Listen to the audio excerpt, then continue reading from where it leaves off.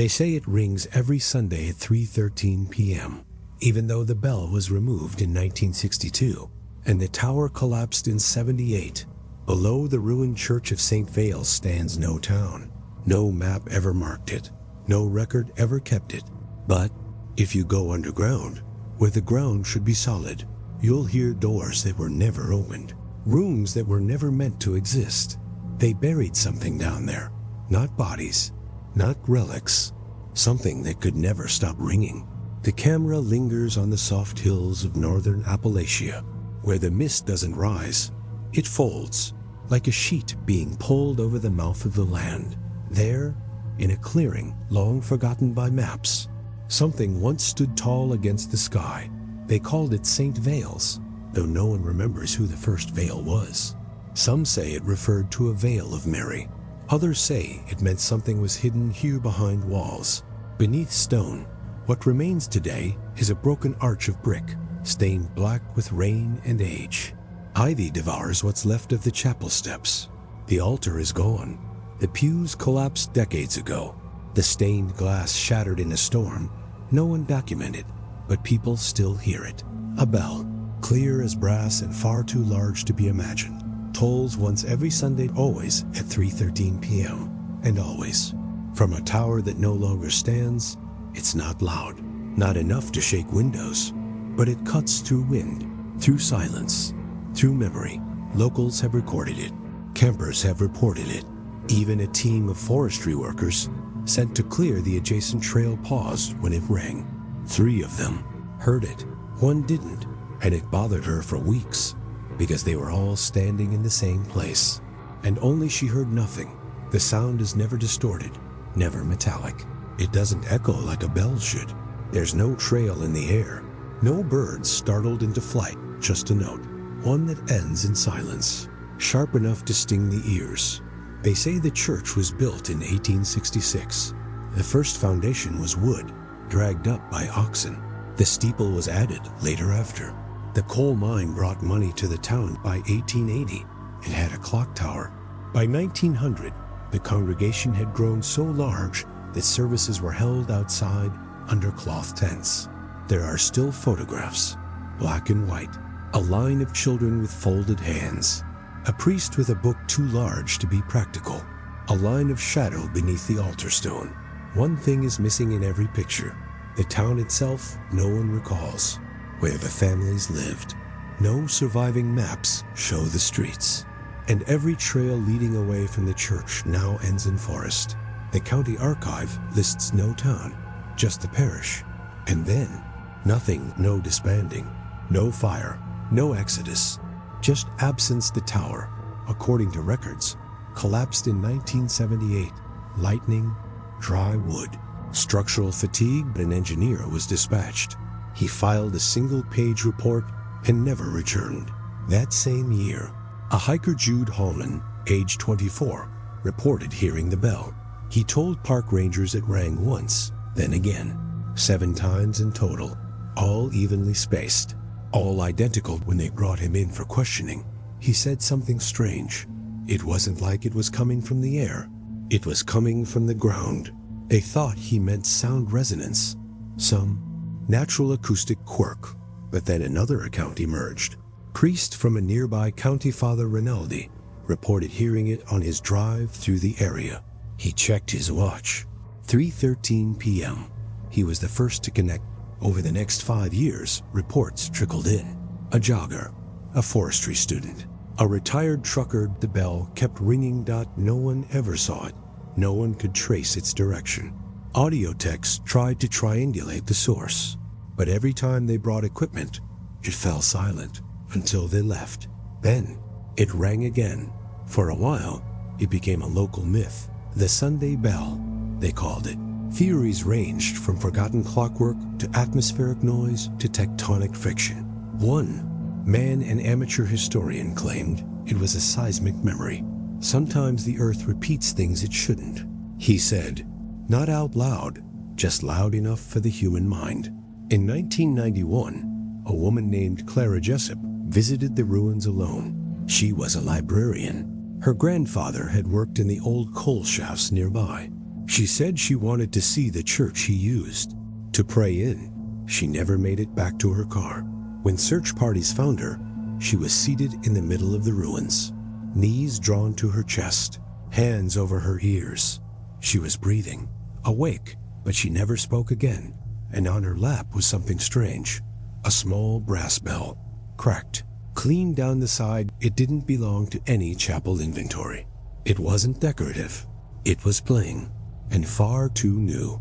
Forensics showed no fingerprints, no weathering, no traceable manufacturing marks. The incident was closed quietly. Today, the clearing remains untouched. No preservation effort has been made. No signs mark its location. But hikers still pass through. And some still report the sound. One man, Ann, electrician from Ohio, claims it followed him. Like it knew where I was going, he said. Like it was walking with me. His wife said he stopped going to church after that. Said the bells sounded wrong. The sound, as it's been recorded, never varies. A perfect C hash. A duration of 2.5 seconds. But when played back, something happens. Listeners report discomfort, nausea, irritation behind the eyes. One man claimed to hear a second sound beneath it, a whisper, slowed down. The frequency produces nothing intelligible, just static. But one technician described it as rhythmic static, as if it had syllables. The most recent report came in 3 months ago. A child, 7 years old, walking the trail with her father. At 3:13 p.m., she stopped and looked up at the sky. It's not done yet, she said. The bell's just starting to learn. Her father thought she was joking, but she didn't laugh. And when they got back to the car, he found her humming a note he didn't recognize, a note she couldn't stop. The hills behind, St. Vales swell like breath, held just beneath the surface. Soft curves of earth where no towns remain, only trees that shouldn't be this quiet. But the soil remembers. There was once a settlement here. No signs, no markers, no highway exit or historical plaque, but people remember it. They say the town stretched behind the church, tucked into the folds of the valley, like a shadow never fully cast. Homes made of dark timber, narrow alleys lined with salt barrels, smoke that never rose far. The coal mine brought it all work. Men, families, the priesthood. It should have been preserved somewhere. A name, a deed, a ledger. But there are no records, no census entries, no tax maps. Just one brief mention in a church registry from 1889. Baptized 3 sons of miners from the hollow below. God keep the light from them. The entry was crossed out. The ink bled. And no further names were listed. Locals called it Low Vale, or just the Hollow. Children were warned not to go near it, but no one can agree what direction it was in. North of the church, east, toward the creek. Everyone remembers a different place, and everyone insists they're right. An oral map, stitched from fading voices and dream. Memory. Some recall a general store. One man swears there was a post office, though he never received mail there. Another woman, now in her 70s, remembers candles in the windowsills, always burning, she said, even in the day, like they were expecting night. No photos exist. Not a single one, but the mine is real. What remains of it is hidden under overgrowth and fencing. A rusted "Keep Out" sign leans into itself like an exhausted man. Beneath the old shaft, geologists discovered something unusual: stone layers that didn't belong, walls that curved where they shouldn't, pockets of air with no known entry. The town? It's not on any geological survey. Not above, not below. A document from 1912 refers to a population basin in the area. A note beside it reads, "No household data. Lights observed nightly. Smoke in winter. No confirmed habitation." A mining official, Walter Deeks, visited the site in 1914. He made a single journal entry before disappearing from company records. "They don't blink," he wrote. "They just stare through the ground." That was the last page. His belongings were returned to his family. No one knows who packed them.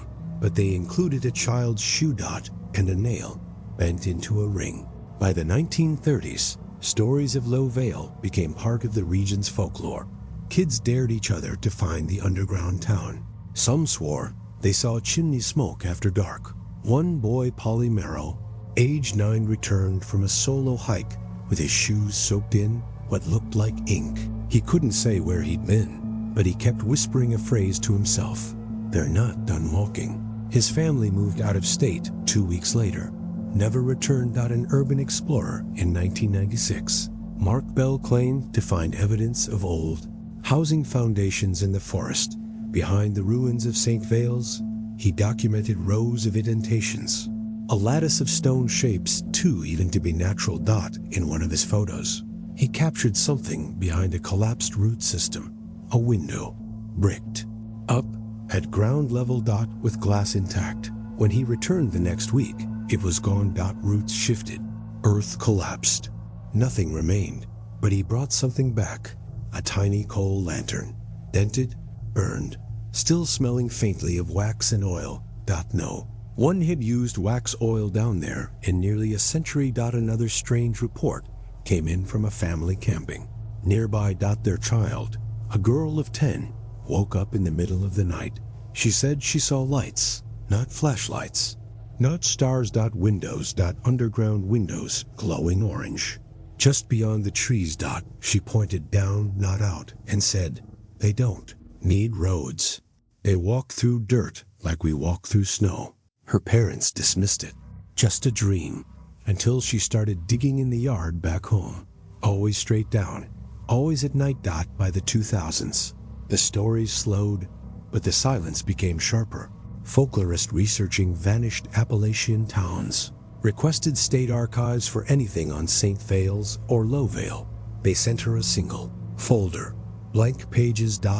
And a note at the bottom, reassigned to Diocese Review per Vatican request. No such committee exists, and the address listed for follow. Up. Coordinates that lead to nothing, a slope in the woods, some wild roots, an old sign with no words left on it. But if you stand there long enough, if you stop breathing, you'll feel it. Not wind, not sound, something pulling. Like a whisper through rock. Or the exhale of a house with no roof.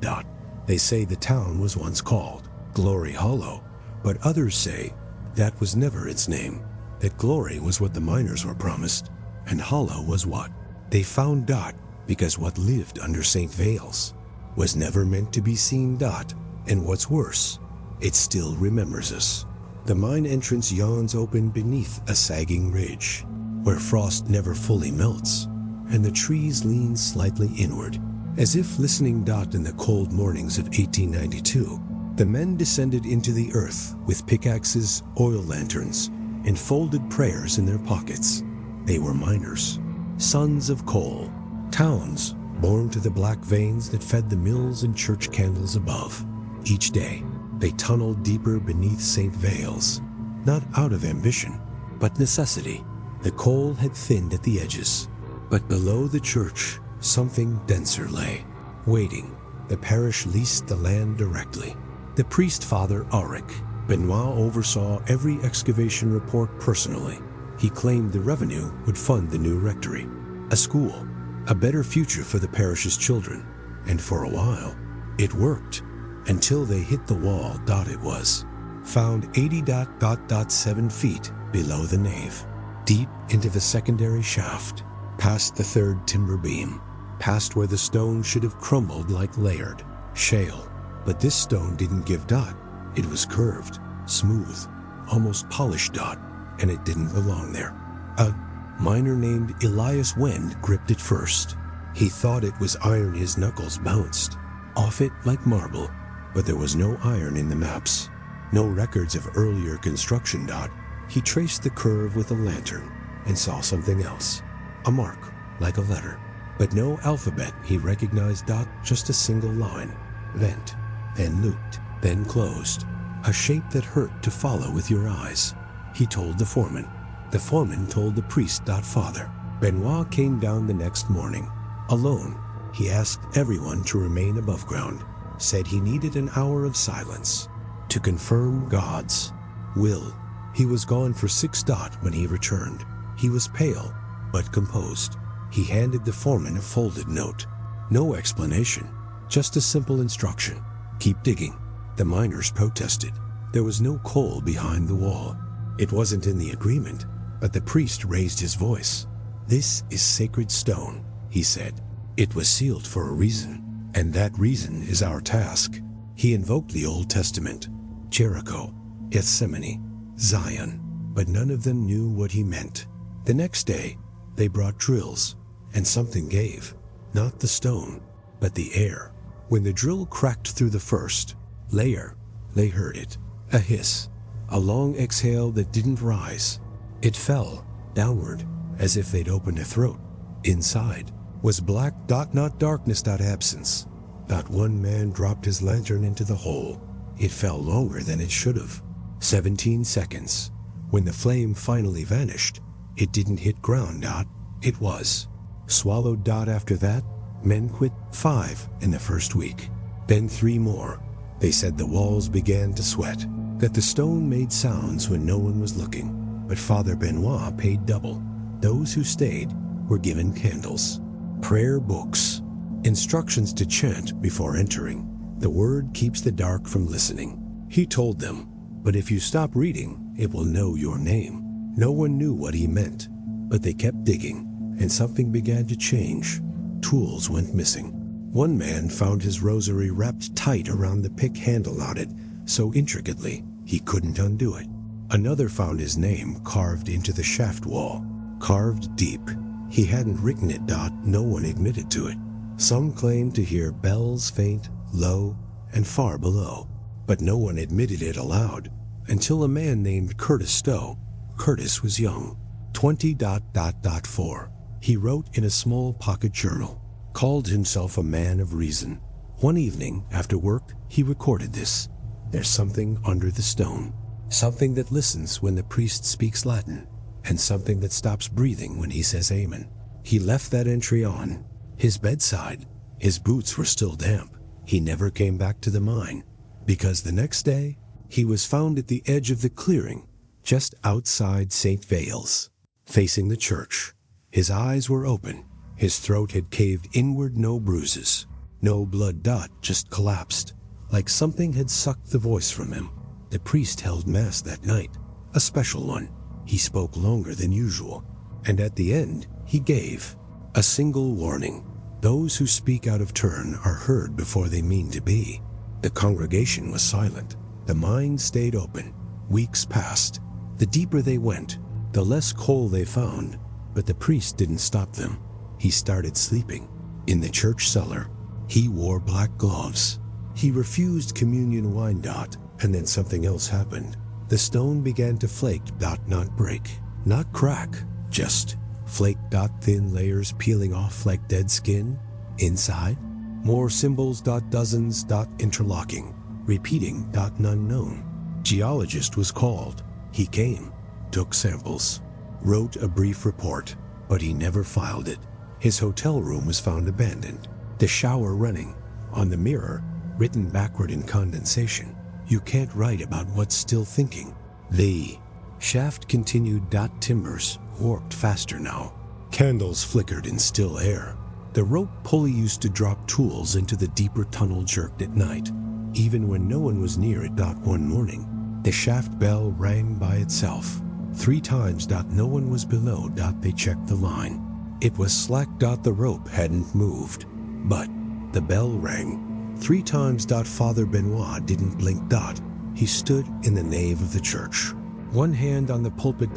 And he smiled. It's listening. The miners went silent. Some left mid. Shift. The rest stayed. Not for money anymore, but because something below had started whispering.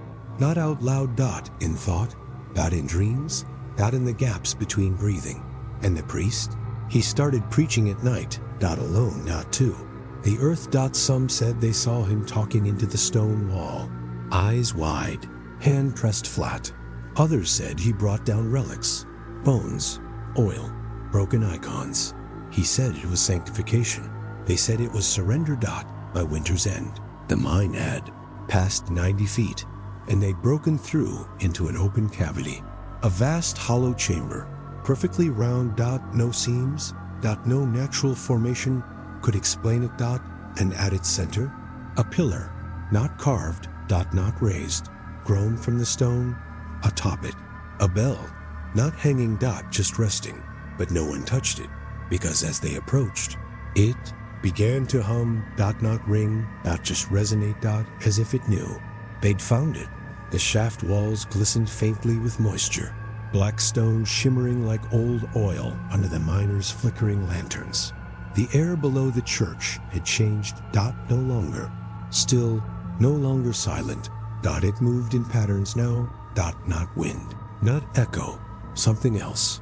They first noticed it after the 6th day inside the hollow chamber. The bell remained untouched. No chain, no clapper, just resting atop the stone pillar at the center, immovable. Even when they tried. It didn't respond to hammer strikes. It didn't ring when tapped, but that didn't mean it was quiet, because they still heard it. Not once, but again and again.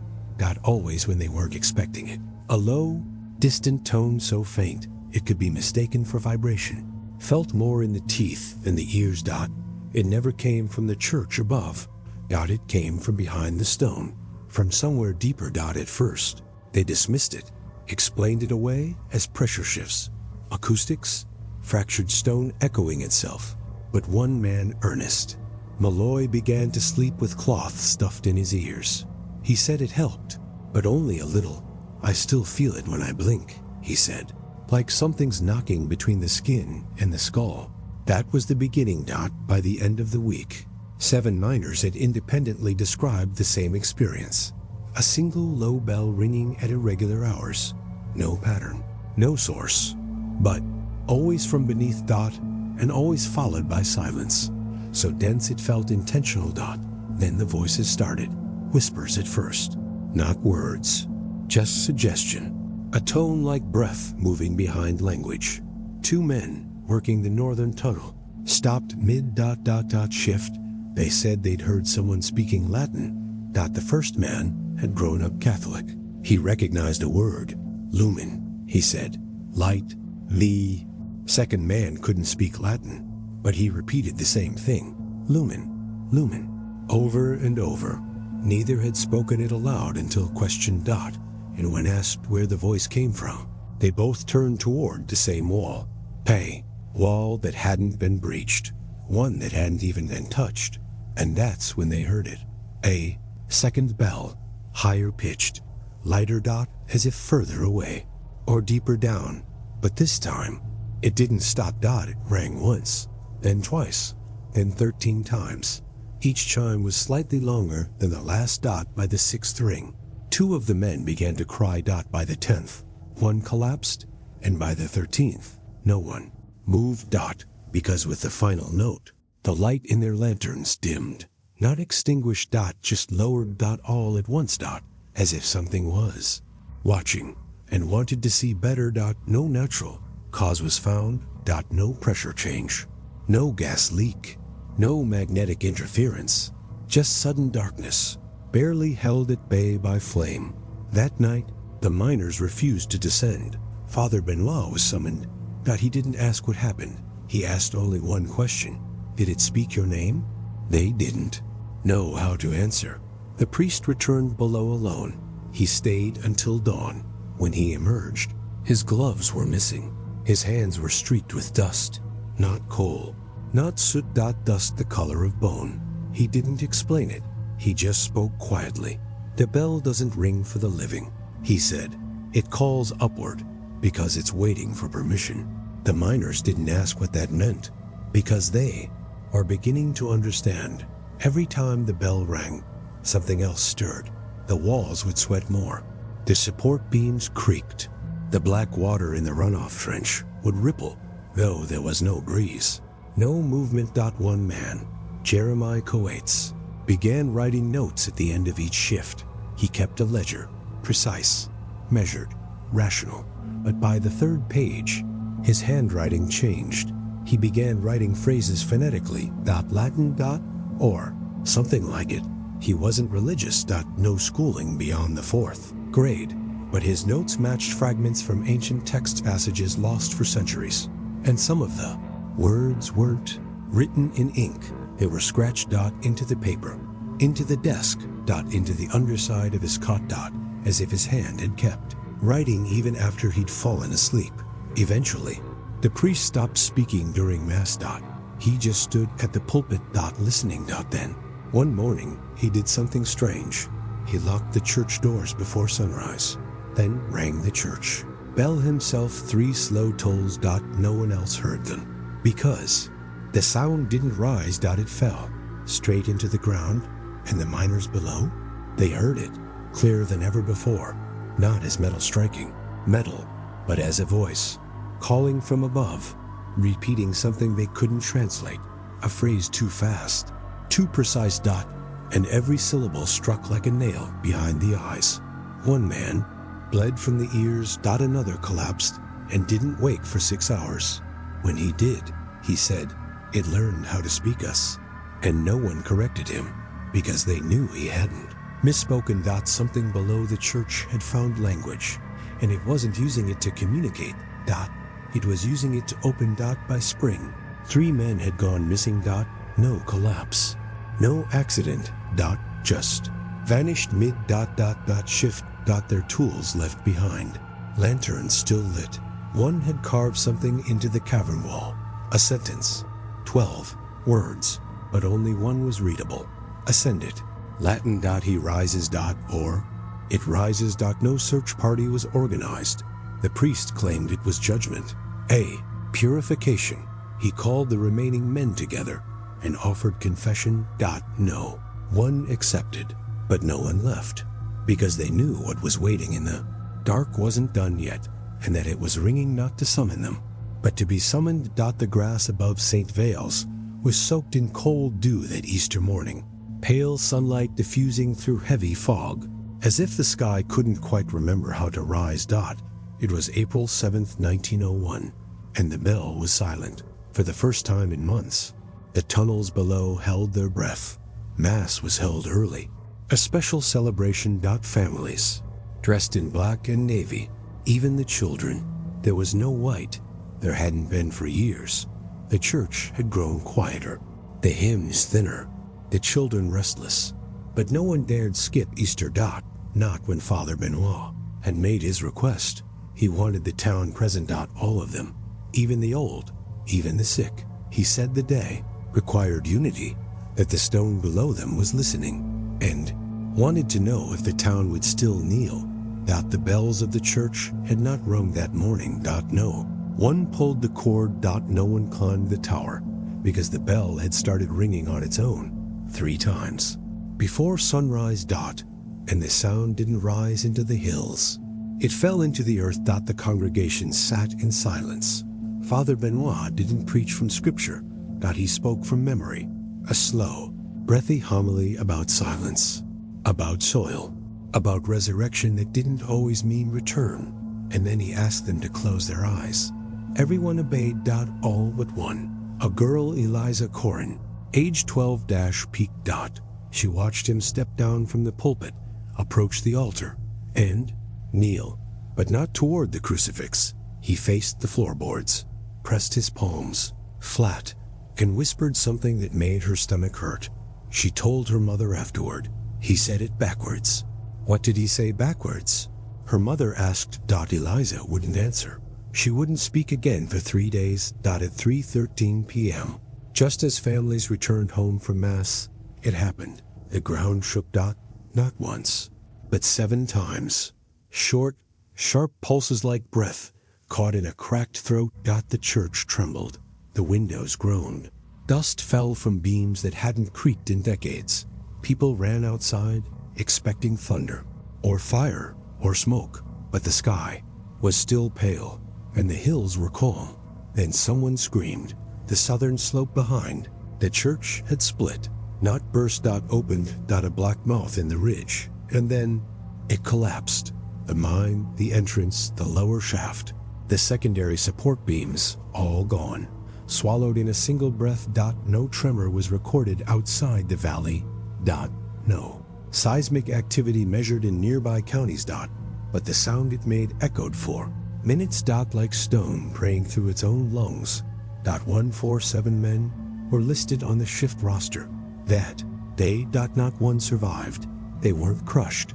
There were no bodies, only a shaft that didn't exist anymore, a depth that no longer had measure. The church bell remained still, but at 3:13 p.m., 7 rings clear, measured. 1 for each layer of descent. Locals gathered in silence.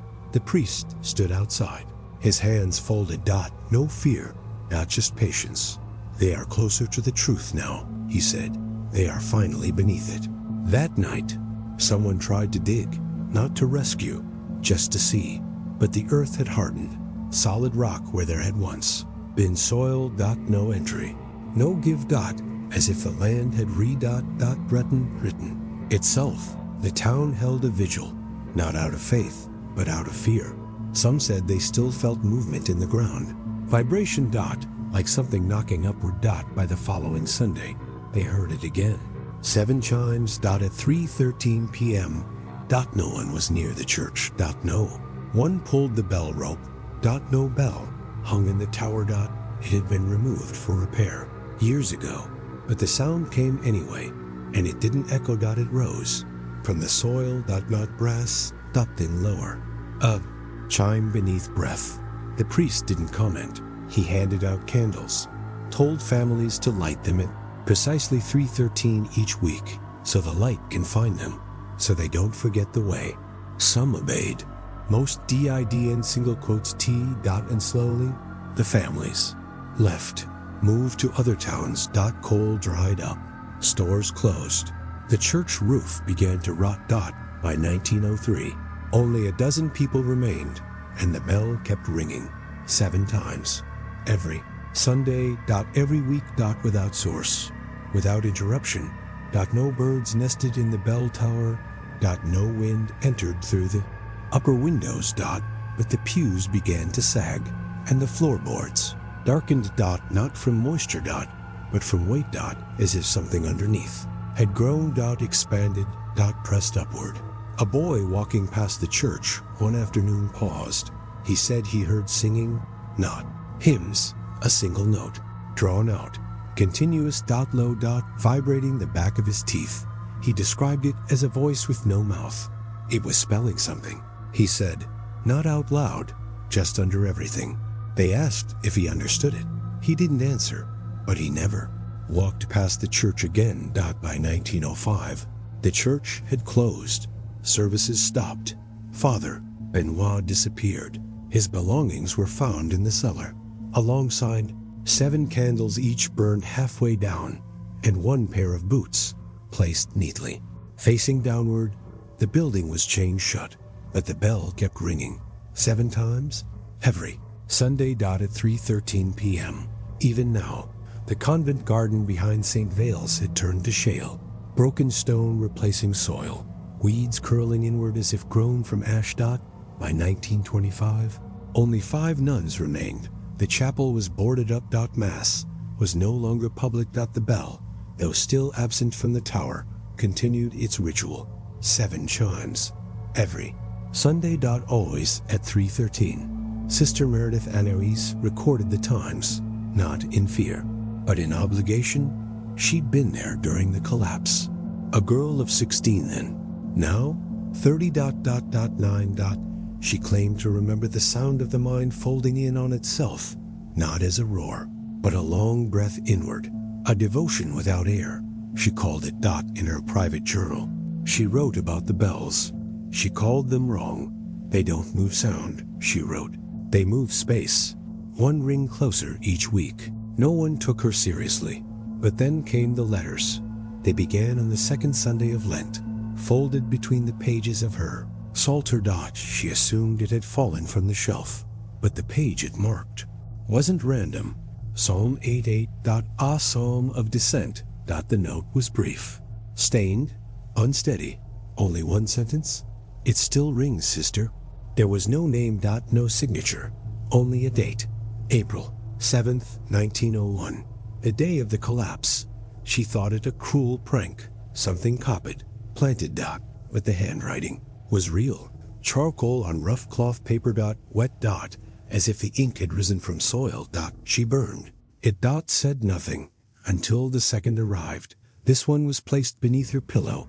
Still damp. Still. Dated from 1901. But longer. We keep waking to the toll. No sense of time.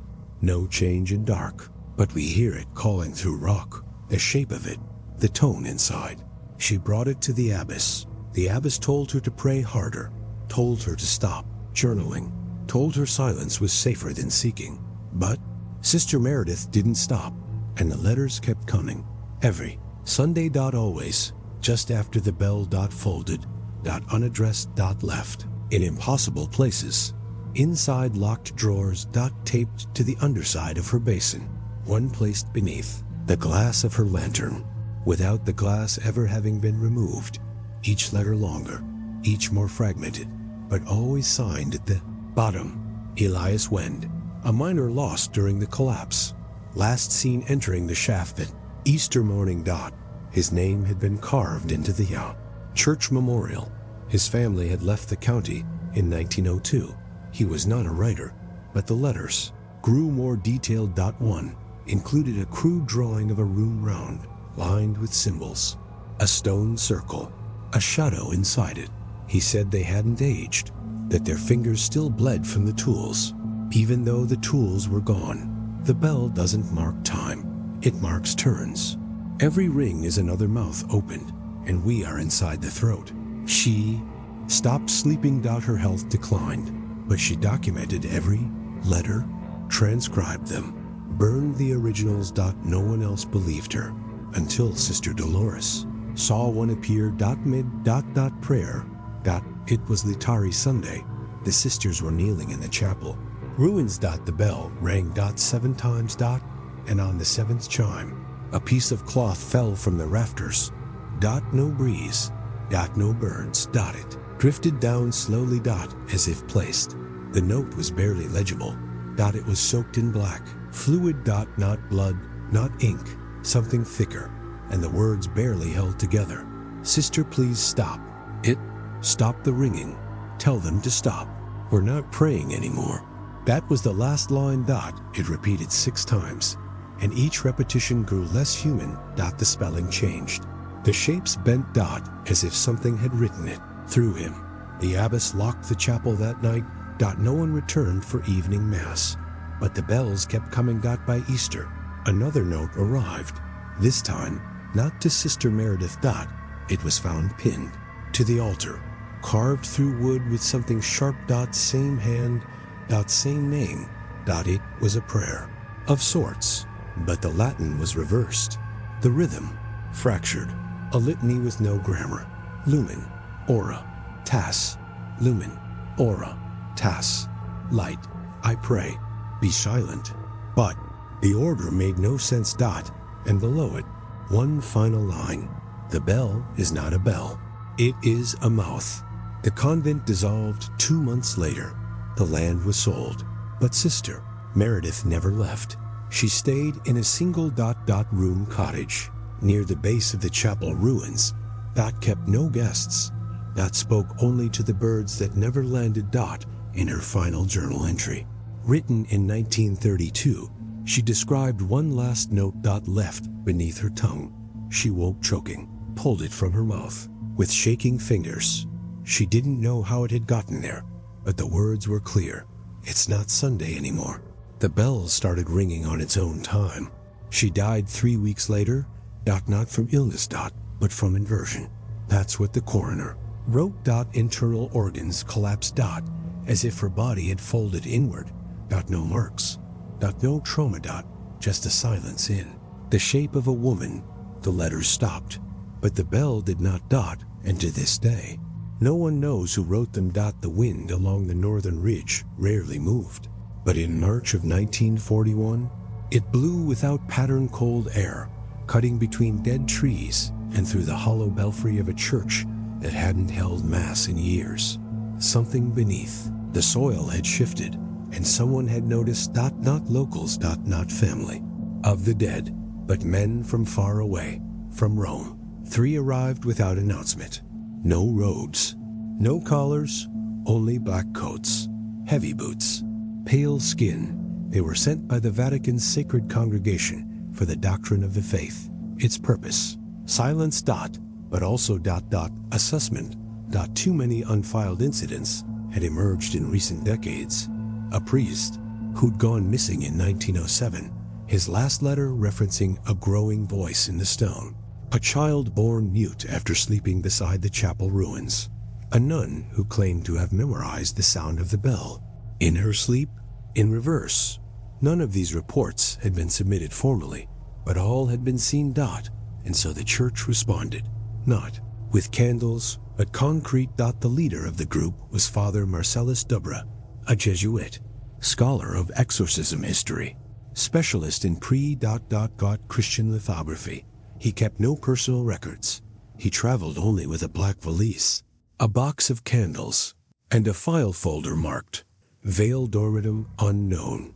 The 3 men were housed in a temporary field barrack near the chapel. Base. The church itself was boarded. Dust. Slick and hollow, but the door still opened. And so did the floor. They found it beneath the altar. A hatch, sealed with 6 nails. 2 missing. No one had reported it before, because no one had gone looking. Passage beneath led down 17 feet. Stone steps, worn at the center. Lanterns flickered on the 5th step and extinguished entirely by the 12th.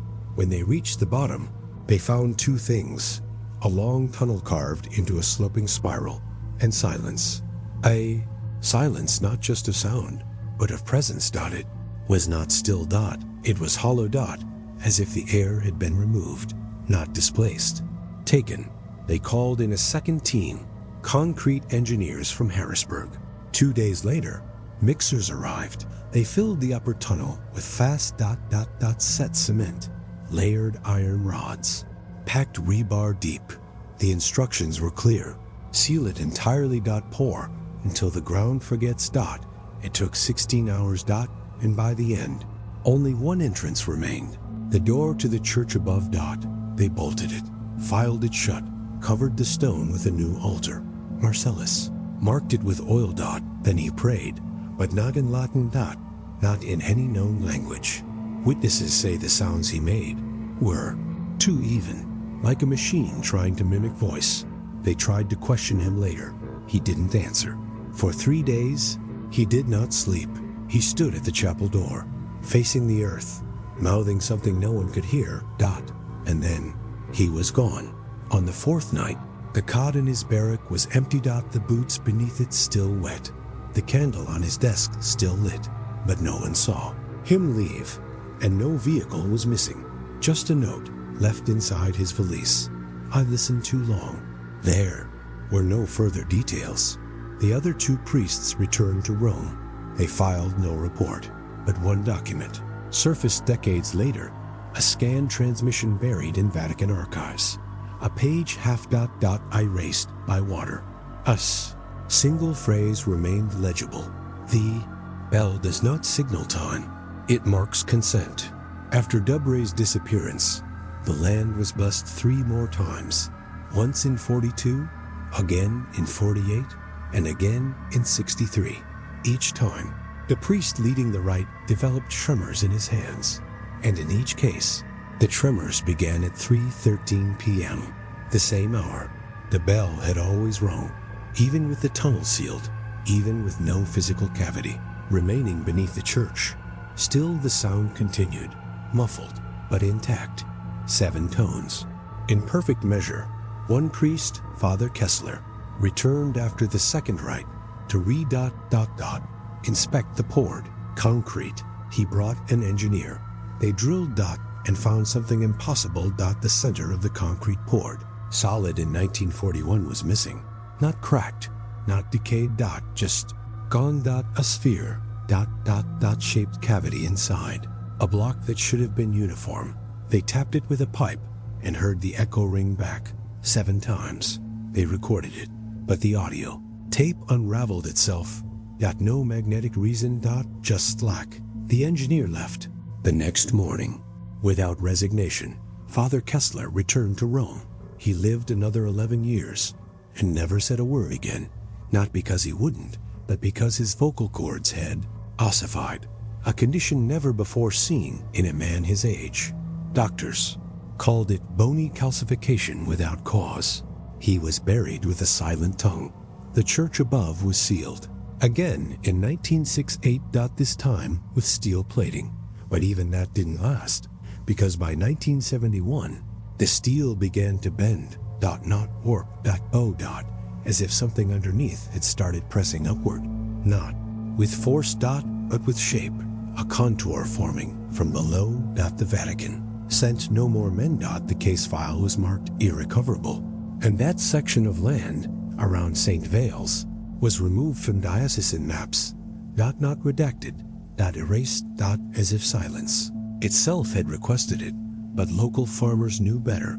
They said the wind near the chapel carried SOMETHING, a vibration, a resonance, that at 3:13 p.m. on Sundays, their cattle would freeze mid-step, that insects would vanish from the air, that their own breathing would misalign out of rhythm for the span of 7 seconds, and those 7 seconds always ending with the same echo, a sound no longer loud, no longer heard, but still felt. The bell had gone below, but the silence above had started answering back. The trees had grown strange near the chapel ridge, twisted not outward, but downward, as if bowing to something beneath the soil. And the grass didn't move with the wind.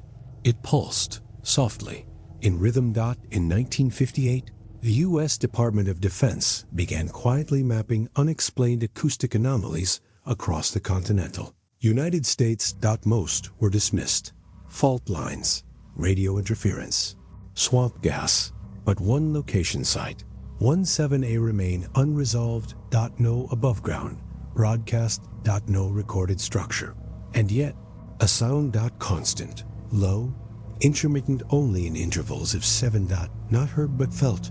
In 1959, the Army Corps of Engineers reclassified the area around St. Vales as non-civilian territory. The order was not announced publicly because it didn't exist publicly. And within months, a structure was built. Not above ground. But beneath. Engineers called it a listening well, 70 feet deep, drilled directly into the hillside east of the old chapel. The structure that rose around was made of poured concrete, covered in camouflaged mesh. From the air, it resembled a storage shed. Inside, it was a different shape entirely, octagonal, lead. Shielded, no corners unsealed. V-wall lined with audio capture devices. All pointed down. The goal wasn't to hear a sound, it was to hear a silence, and something was already occupying it. The first transmissions arrived in pulses. Mild interference, untraceable. Then rhythmic fluctuations. The report described them as two symmetrical 7 pulses, spaced 3 seconds apart, followed by a longer one, then silence, then the pattern again. It continued for 11 days. And then changed. To voices. Not words, not speech, but tonality. The human mouth forming sound without meaning. Like humming through a throat that had forgotten how to open. At first, it was dismissed as feedback until one of the technicians, Private First Class Dana Holtz, recognized a pattern in the pitch. It mirrored the cadence of the Angelus. Prayer. 3 tolls, then a pause, then 3 again, then 9. But the tones were inverted. As if played backward. The team joked it was the Hell's Bell. But by day 14, no one was joking, because Private Holtz had stopped sleeping. He claimed the sound had followed him home, not in his ears, but in his bones. He described a thudding sensation in his ribs every night at 3:13 a.m. He said he could feel it counting. And that each day, the count got closer to something. He was reassigned. Then discharged. He disappeared 2 months later. His trailer was found empty. Windows sealed with aluminum foil. The only thing left behind was a handwritten note. It read, "It's not listening to us. We're listening to it." The project escalated. In 1960, the site was absorbed into a classified initiative, a Cold War effort to weaponize kinetic surveillance systems, seismic interference, echo-telemetry, earthborne listening. They called it Project Bellwether.st. Vales was its primary location. They believed the subterranean cavity could serve as an amplifier, a way to detect movement of armies, of missiles, even of speech beneath the Earth's crust. But the deeper they listened, the less they heard. On April 7, 1961, a new unit was deployed. Team Foxtrot. 7 men, 2 specialists, 1 chaplain. They entered the well at 0600. Daily reports were scheduled at 8 hour intervals. The first came in on time. The second did not. By 0400 hours, command had received nothing. At 0500, they dispatched a secondary unit. When they reached the lower chamber, it was empty. No signs of struggle. No signs of exit. Just 7 sets of boots, arranged in a circle, and beneath them an etching, drawn directly into the concrete. Spiral. Not drawn in haste, but in ritual, each loop precisely measured. 7 rotations. Ending in a single dot. The engineer leading the recovery described the scene as prepared, as if they had waited for something. A review of the chamber's black box audio revealed nothing. No words. No sounds. No static. Only one irregularity. At 3:13 a.m., the feed went silent for exactly 7 seconds, then resumed. But everything after that moment had been erased, not redacted, not removed, just absent. The audio returned with no timestamp. No frame. As if it had recorded around the event. Project Bellwether was suspended indefinitely, but the site remained sealed. Until 1968. When a final experiment was authorized, not by the military, but by a private intelligence subcontractor with Vatican ties. Their records were scrubbed. But one technician kept a private archive, stored in a safety deposit box, recovered by his son in 2011. The contents revealed 2 things: a hand. Drawn map. And a single. Page transcript labeled transmission bell. Gate. The transcript was short but devastating. Subject began humming at 0300. Pattern matched previous cycles. Duration 13 minutes. Phase shift observed in bones of the left hand. Subject stopped at 3:13, then said, "It guards the silence where the prayer once lived." The report ends there, but on the back of the page, the technician had written a final line: "We opened a gate, and the bell is the doorstop." Nothing has been built there since. The site is now surrounded by steel mesh. The forest has grown back, but in drone footage from 2022, visible only in infrared. A heat signature can be seen beneath the soil. Pulsing. In intervals of 7. And always at 3:13. The trees around St. Vales no longer grow straight. Their branches curl inward, as if pulled by something beneath the soil, or drawn to it. The chapel itself is nothing now, just scattered stone and warped metal. But beneath the debris, something remained untouched, something that had waited.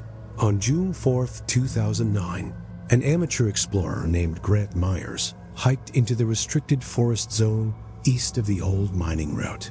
He was 27, former theology student. Now, a content creator. He posted under the name Bellchaser. Most of his videos were harmless abandoned farmhouses, shuttered schools, defunct roadside chapels. But St. Vales was different. He hadn't planned to go. Not at first. He found the location referenced in an out. Of print regional almanac, a faded notation penciled beside a photo of the church tower. When the echo ends, the door will be open. Grant thought it was poetry or just folklore, but something about it felt wrong, not metaphorical. Measured. He arrived just before dawn. Camera on shoulder, a handheld flashlight, 2 batteries, 1 backpack, The trees around the ruins blocked most of the light, but something shimmered underfoot. Not glass, tape, quarter, inch magnetic reel half buried in ash. Coiled like a rope. He didn't think. He just picked it up, tucked it into his bag, kept filming. The chapel was a collapsed skeleton, but beneath the pulpit, half covered in vines and rusted scaffolding, he found a hatch. Circular, seamless, like a submarine door. Welded shut, he tapped it twice, it didn't echo, it pulsed, he left without opening it. But he never forgot the feeling, like something on the other side had heard him. Grant didn't post the footage. He never even edited. 3 days later, he uploaded a new video. No title, no thumbnail, just a black screen. 13 minutes and 17 seconds long. Audio only. The file was uploaded at 3:13 a.m. and what it contained wasn't silence, it began with Gregorian chant, muffled, echoing. As if recorded from deep underground. The tone was wrong. Not minor.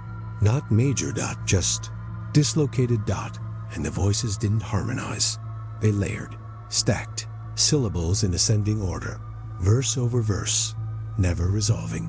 Grant included. No caption, no metadata, but the file name was labeled. Vale _1 of 7 master listeners noticed something strange. The chant repeated itself, but not exactly each minute. The voices shifted pitch by the 7th minute. The song had inverted not reversed gash, reflected as if the music were hearing itself and adjusting. Then, at minute 13, the chant stopped. No fade, just a full cessation. 7 seconds of absolute quiet, and then single voice, whispering, male, age indeterminate, calm, measured, clearer than everything before. It one phrase, no distortion, no reverb. Open it again. Nothing more. The file ends there, but it didn't stay. Forgotten. Users began remixing it, filtering it, stretching the waveform, and when slowed by 700%, they found something in the background. A bell tone, once every 1.3 seconds, exactly 7 times. Pulse wasn't audible at normal speed, but it was present. Not an overlay, not a layer. It was embedded in the very tape. A tonal scaffold, like a metronome. The chant was built around. Grant never commented. Never confirmed. He disappeared 3 weeks after the upload. His apartment was undisturbed. Laptop still on. Browser open to a text document. 3 sentences. It's not a prayer. It's a seal. And it's not done ringing.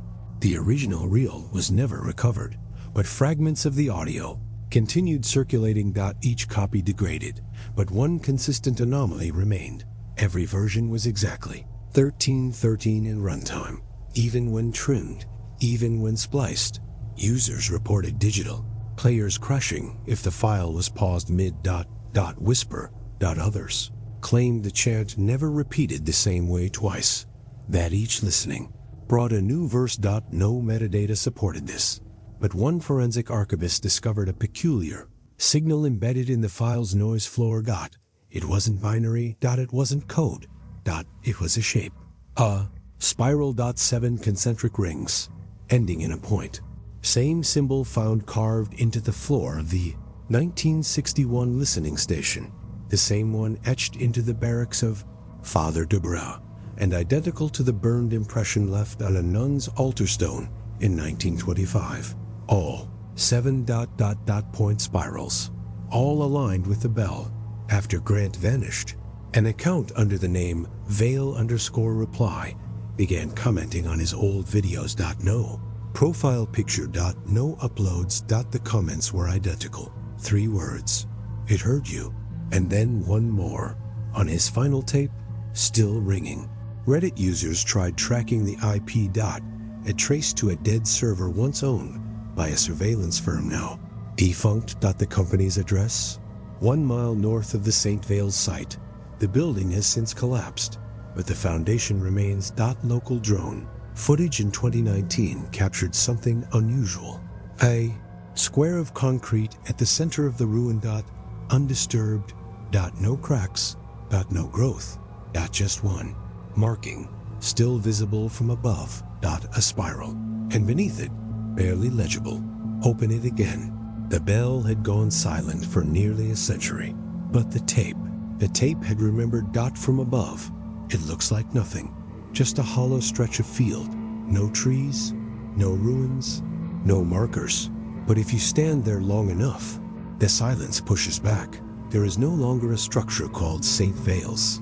The church collapsed in 1979. The last of its foundation was scraped and buried. Under state order in 1983, the land was sold to a timber company, but no trees ever grew. The soil was rich, tested, fertile, but nothing took root. Local farmers called it the unsounding acre, because sound, they said, didn't carry there. It didn't echo, didn't linger. It fell. As if swallowed. And every Sunday at 3:13 p.m., something strange happens. Not seen. Not heard, but felt. A vibration, a low, internal pulse that doesn't register on instruments, but hikers feel it in their teeth. 7 seconds long, always 7. One man, Elijah Brandt, said he didn't even know the time until his phone reset itself while crossing the property line. It jumped back precisely 7 seconds, then forward again. The same thing happened to his watch, then to his car radio. It reset to static. And from the static, faintly, bell. He never went back. But the town of Tannersfield, 11 miles east, reports similar things. Clocks freeze, streetlights dim, and a soundless pressure passes through the air. Barometric readings don't change, but birds stop flying. Dogs whimper. And for 7 seconds, every wristwatch loses signal, even the atomic ones. Locals call it the pause. Children learn not to speak during it. Elders lower their eyes. They treat it not as a superstition, but as a ritual. As if acknowledging it would wake it. And yet, every Sunday, without fail, it comes again. One local reporter, June Keller, began researching the phenomenon in 2016. She set up a weather station on the hill near the old mining entrance, equipped with barometers, EMF detectors, and GPS. Time-stamped sensors. For 3 weeks, nothing happened. But on the 4th Sunday, a feed GLITCHED. At exactly 3:13 p.m., the GPS timestamp paused. Not skipped. Pause. 7 seconds of repeating time. As if a moment had folded in on itself. When it resumed, the instruments showed no change, but the video log captured something else. Wind movement. Reversed. Blades of grass moving counter to the breeze. Upward. Against the slope. As if something beneath the soil had drawn breath and then released it. June didn't release the footage right away. She brought it to a local physicist, then a signal analyst. Both said the same thing. This isn't feedback. This is resonance, like a tuning fork. But what was vibrating, and why only at that time? June returned to the site a month later, this time with analog equipment. No batteries. No W. I. Just a pen, a watch, a wind. Up tape recorder.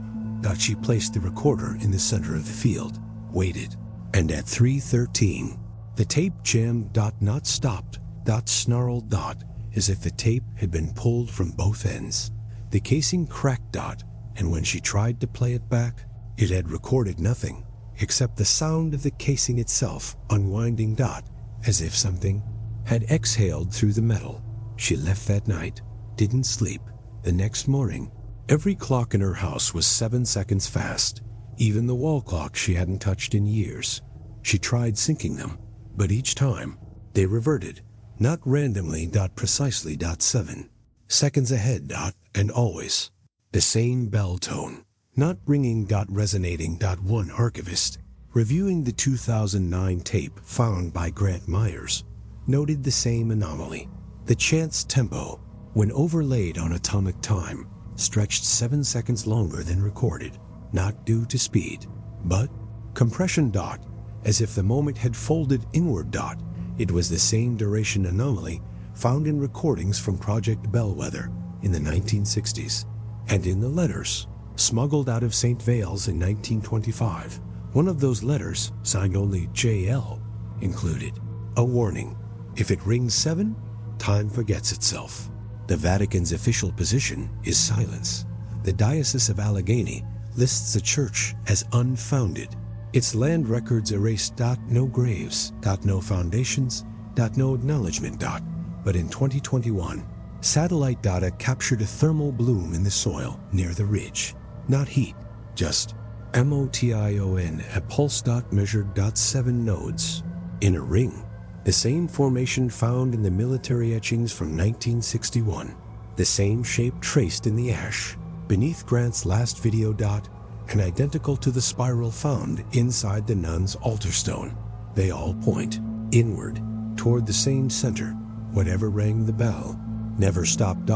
Just changed. From sound to time. The field remains open, unfenced, unclaimed. But no one stays there past 3. Not anymore. One hiker, unknowingly passing through on a Sunday afternoon, left a voicemail at 3:14 p.m. The message was empty. No voice.